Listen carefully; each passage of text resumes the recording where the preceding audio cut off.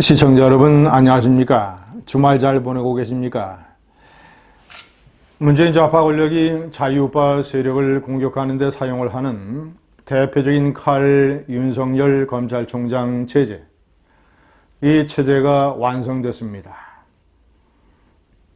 윤석열 검찰총장과 함께 서울중앙지검에서 이른바 무슨 소위 적폐청산 수사라고 하는 이 수사를 담당을 해서 각종 우파 세력에 대한 이 무도한 많은 공격을 자행을 했던, 제가 표현하는 이 증오의 축 3인방, 이들이 집단 영전했습니다. 제가 먼저 이들이 어떤 요직을 갖게 됐고 윤석열 검찰총장 체제가 어떻게 구성이 됐는지 설명을 해드리겠습니다. 검찰총장 밑에 대검에는 7개의 부장검사가 있습니다. 이들이 전국의 분야별로 전국 검찰을 지휘하는 요직이죠. 전부 다 검사장급입니다.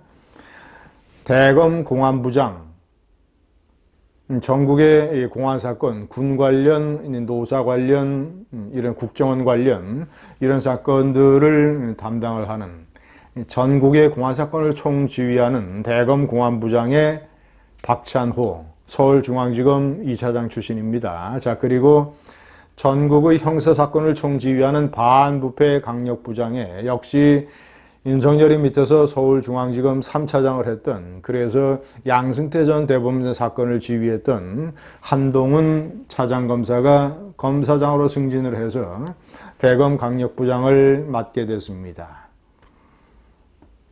나이로 보면 윤석열이 59세, 박찬호, 대검 공안부장 박찬호 53세, 전남 순천고등학교 전남대 출신, 그리고 이재수 전 기무사령관의 자살을 불러온 사건, 변창훈 전 검사의 투신 자살을 불러온 사건, 이 사건을 담당한 서울중앙지검의 공안부를 지휘하는 2차장을 담당을 했던 박찬호 53세입니다.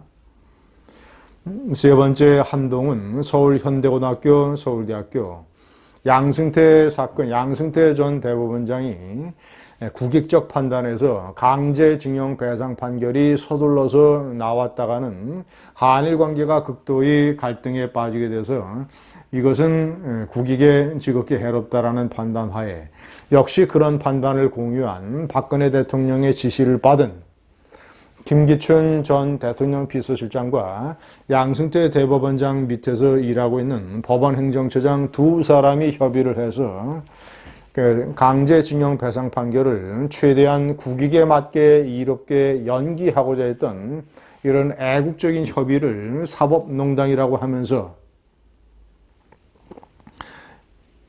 법정에 세우는 이런 무도한 짓을 저지른 이런 서울중앙지검의 특수부를 관할하는 3차장을 맡았던 한동훈, 나이가 46세밖에 되지 않았습니다. 초고속 승진을 한 것이죠. 이 세 사람이 윤석열 검찰총장 체제 밑에서 강력한 삼각축, 증오의 축이 그대로 대검 검찰청으로 옮겨가게 됐습니다. 시청자 여러분, 이 체제뿐만 아닙니다. 역시 윤석열이 사법연수원 23기 출신입니다. 지금 23기가 완전히 과거의 육사 11회 내지는 과거의 하나회 역할을 하고 있습니다. 윤석열은 9번 사법시험에 2차 시험에 도전을 해서 됐기 때문에 동기생들보다 나이가 5번, 6번, 최소한 5살, 6살이 많습니다. 그래서 동기들을 요직에 임명을 해도 그 동기들이 사실상 후배나 다름없습니다. 사석에서는 윤석열에게 형님 하는, 깍듯하게 선배로 모시는 이런 관계이기 때문에 23기 동기생들을 요직에 배치를 해도 전혀 검찰 조직에 대한 장악에는 문제가 없습니다. 어떤 요직에 임명을 했느냐? 앞으로 이끌어갈 3개의 요직, 서울중앙지검장, 배성범, PK 출신, 법무부 검찰국장. 법무부 검찰국장은 전국 검사들에 대한 인사권을, 실무 인사권을 쥐고 있는 사람입니다. 이 법무부 검찰국장, 그리고 서울 남부지검. 서울 남부지검은 서울중앙지검보다는 규모가 훨씬 작습니다만은 여의도 국회를 관할하고 있습니다. 그래서 현재 약 100여 명의 국회의원들이 고발된 이 패스트 트랙 폭행사건, 폭력사건, 이 사건을 담당을 하는 서울 남부지검, 이 요직 중에 요직에 역시 23기 동기생을 임명을 했습니다.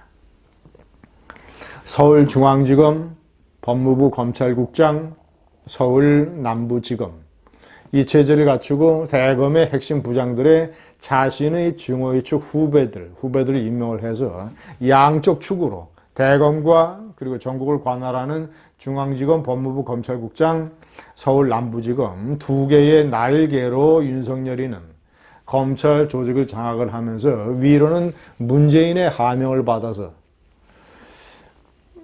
시청자라면 이 체제에 또 어떤 이 외곽의 어떤 조직이 가세를 해서 이 문재인의 검찰 사법 조직이 완성이 되느냐. 조국 민정수석, 전 민정수석이 법무부 장관이 된다면 검찰총장 위에 있는 법무부 장관의 조국이 임명되게 됩니다. 그리고 청와대와 검찰의 소통 창구 역할을 하는 새로운 민정수석에는 과거 노무현 대통령 정부 때, 청와대 때 문재인이 민정수석을 담당하고 있었을 때 그 밑에서 공직기강비서관이라고 하는 요직 중에 요직을 맡았던 감사원 출신의 김조원, 한국항공우주산업의 사장으로 최근까지 일하다가 전문성 없는 사람이 항공우주산업의 사장을 경영을 맡게 돼서 항공우주산업의 외국 거래처라든가 이런 데서 많이 의아한 시선을 보냈던 그런 인물입니다. 그리고 각종 여러 가지 경영상의 난맥상도 발생을 했었죠. 조국 법무장관, 청와대의 김조원 민정수석, 검찰의 윤석열, 이 체제, 이 삼각체제가 앞으로 집권 후반기의 문재인 좌파 권력이 사법부 내지는 검찰의 권력을 행사하는 중요한 틀이 되고 있습니다. 시청자 여러분, 저는 이 문재인 좌파 권력의 검찰 시스템, 그리고 또 특히 이 민정수석과 검찰 시스템에 어떤 마피아 문화가 있는가를 유심히 지켜보고 있습니다. 제가 상징적인 장면 몇 가지만 소개를 해드리겠습니다. 문재인이 윤석열에게 검찰총장 임명장을 수여하면서 환담을 가진 장면을 기억하시죠? 그때 문재인은 꼬박꼬박 이런 식으로 표현을 했습니다. 우리 총장님. 아니, 자기가 임명을 하는 자기 아래 부하인데 우리 총장님이라고 깍듯하게 얘기를 했습니다. 그런 어떤 일종의 패밀리 분위기, 패밀리 의식, 이런 의식에서 무슨 살아있는 권력에 대한 엄정한 수사가 가능하겠습니까? 이런 일종의 마피아 문화. 저는 또 이 조국 민정수석이 물러나면서 기자회견을 갖고 또 노영민 청와대 비서실장에게 인사를 하고 하는 장면을 시청자 여러분 혹시 텔레비전에서 보셨습니까? 저는 유심히 봤는데 조국이 노영민 비서실장에게 또 다른 사람들에게도 마찬가지지만 특히 비서실장에게 인사를 하면서 거의 90도 가까이 허리를 굽히는 것을 봤습니다. 제가 청와대 출입을 포함을 해서 제가 정치부 기자를 하면서 과거 역대 정권의 청와대를 지켜본 이런 분위기하고는 정말 다른 것입니다. 왜냐? 청와대의 민정수석이라고 하는 것은, 수석비서관이라고 하는 것은 비서실장이나 수석비서관이나 비서관이나 전부 자기가 맡은 분야에 관해서 문재인 대통령에게 똑같이 비서인 거는 다 마찬가지입니다. 민정 분야에 관해서는 비서실장이 아니라 민정수석이 대통령의 가장 중요한 비서관인 것이죠. 때문에 비서실장과 민정수석의 관계는 직급상으로는 장관과 차관이지만 완전히 뭐 그런 식으로 무슨 마피아 이런 뭐 폭력 조직의 보스와 행동대원의 관계인 것처럼 그런 식으로 무슨 저 깍두기 절을 할 이럴 관계는 아닌 것입니다. 그런 관계에서 저런 절을 할 때 조국이 문재인에게는 어떤 식으로 하겠습니까? 문재인 대통령에게는 완전히 무슨 큰 절을 하는 식으로 깍듯하게 그런 식으로 하지 않겠습니까? 또 조국의 퇴임의 변도 마찬가지입니다.